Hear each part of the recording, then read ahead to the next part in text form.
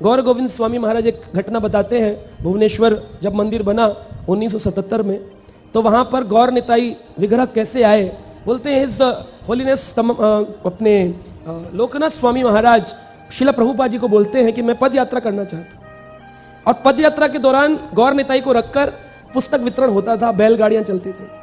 जब वो बैल, गौर गोविंद महाराज की इच्छा थी कि मुझे गौर निताई मिले, अंदर मन में एक आतुर पुकार है। ये नहीं कि वृंदावन चले गए और ले आए खरीद के गौर निताई, बोले आ गए भगवान हमारे घर विग्रह, सब खरीद लेते हैं विग्रह अपने घर में।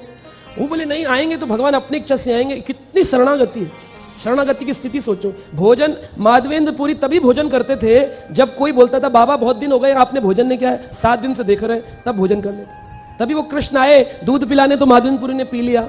माधवेंद्रपुरी किसी के घर पे जाकर भिक्षाटन नहीं करते थे कि आज मुझे भूख लगी है भिक्षा हम दे ही, बोले जो मिल जाए तो ठीक है।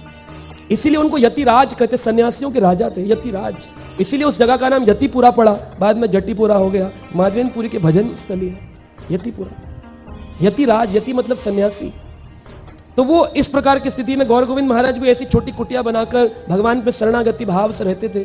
शिला प्रभुपाद जी से प्रार्थना करते थे कि मेरे गौर निताई आए। तो लोकनाथ महाराज कहते मैं गया, तो जब जा रहे थे तो महाराज की एक बैल जो था वो भुवनेश्वर में जाकर कारणवश अपने प्रारब्ध से या भगवान की इच्छा से उसने प्राण त्याग दिया।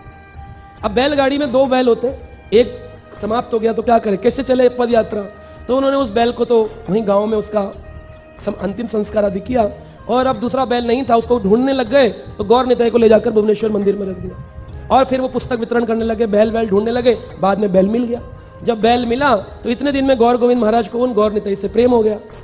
तो उन्होंने बोला लोकनाथ महाराज जी ने जाकर के कि महाराज जी अपने गौर निताई दीजिए, हमारी पद यात्रा आगे जाएगी अब भुवनेश्वर से। तो बोले नहीं, मेरे को मत ले जाओ, मेरे को गौर निताई नहीं थे, अपनी इच्छा से आए हैं, अब ये यहीं रहने दो, मैं रोज इनकी इतने दिनों से सेवा कर रहा हूँ, यहीं रहने दो। तो लोकनाथ महाराज बोले नहीं महाराज आप समझिए, अब यार पद यात्रा खराब हो जाएगी, कहाँ से डीटी जाएंगे अभी।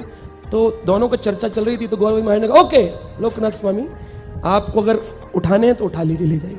और इधर प्रार्थना कर रहे थे गौर भगवान मत उठना, भगवान मत उठना।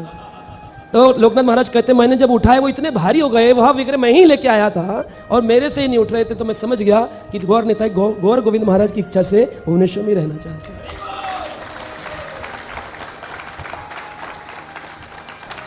ऐसी पुकार की स्थिति जिस दिन उत्पन्न हो, आतुर पुकार लगाना आ जाए हमको भजन।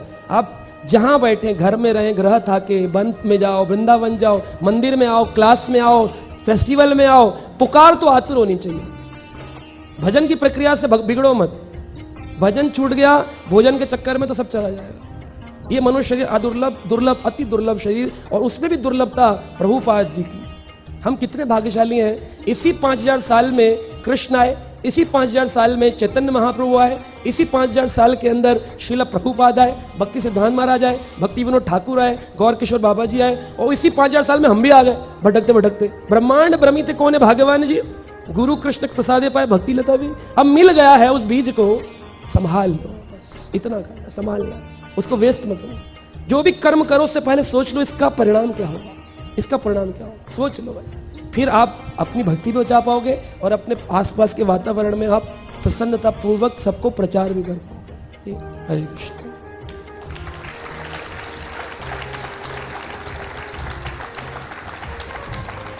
Krishna, Krishna, Krishna.